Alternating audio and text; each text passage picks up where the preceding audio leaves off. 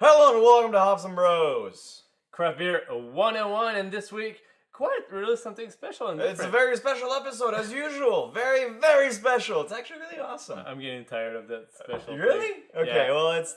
you've got to move more this way. I feel like nothing's special anymore. There's always something special, Chris.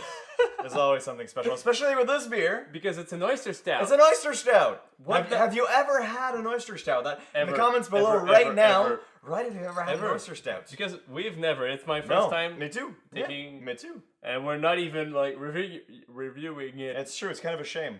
It's kind of a shame, but if we like it, we'll probably review it next. Yeah, we'll just buy some more bottles and review it. Why Yeah, not? of course. So, Where does the oyster stout start off with, Max? alright, so I've done many research, and the most interesting part of it, the most interesting story that I had was actually a myth. So the myth goes that there was this festival, this oyster festival, where a brewery brewed a special beer for the festival, and then it was a stout, because stouts go very well with oysters, apparently. Anyways, I find so as well. Let's just see. And then they called it the oyster stout. And then people started brewing stouts with oysters. But I mean, it's not clear that the oysters were in the beer in the first place. It was just the name they gave to the stout. But then, people started brewing with it. They started using it.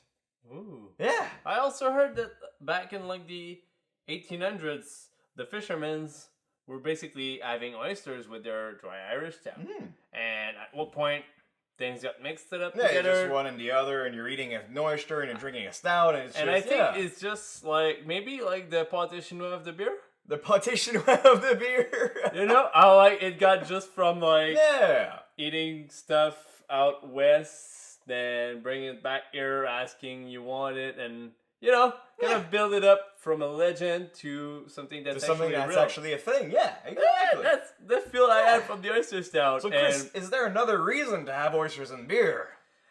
Basically, oysters are used to clarify beer at the same time. Oh. So, they attract positivity in beer. So, like the sediments down to the tank because it's kind of a little bit heavier and it has also a lot of alkalines. So it counteracts.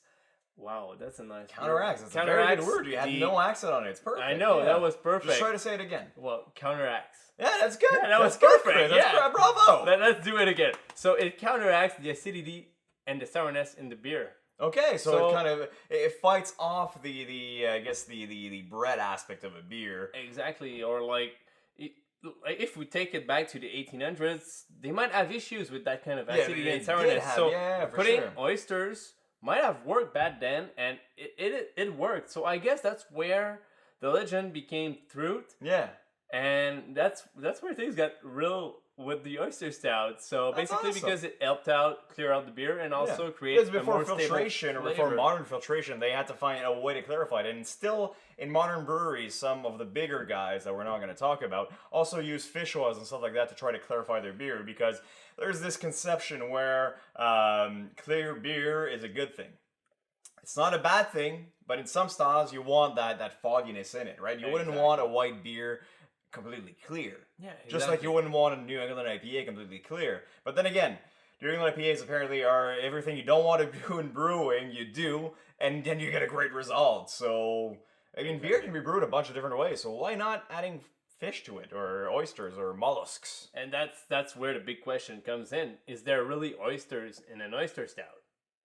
Yes. Yes. There's oysters in the oyster stout. Yes, you can add like essential oils or like extract flavoring to it to create that kind of salty, briny flavors to it.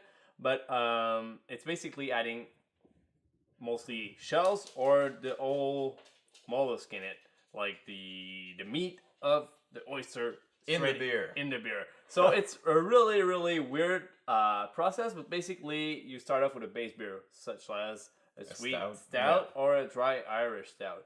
And then at the end of your boil, you add, let's say, your shells or the whole like oysters in it. And I've heard from brewers that usually after the whole boil, the oyster meat tends to just dissolve in the beer. Oh, So okay.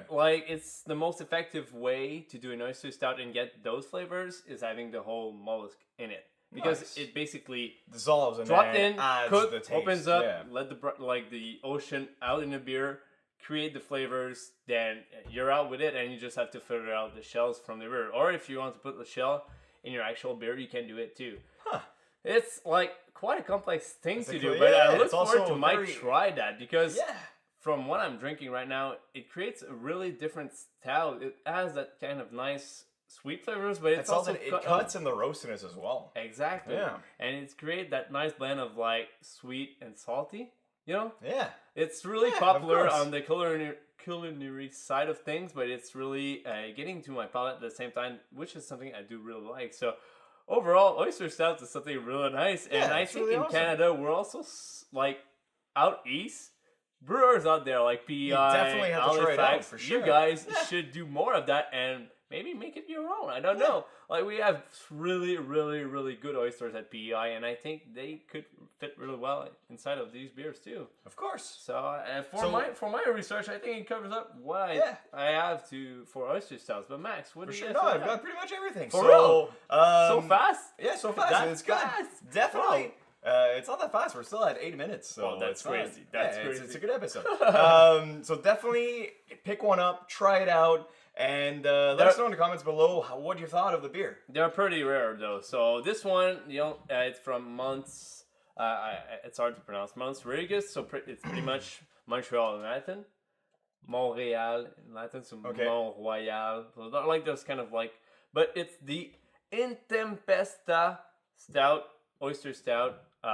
Really nice if you can find it on the Quebec side.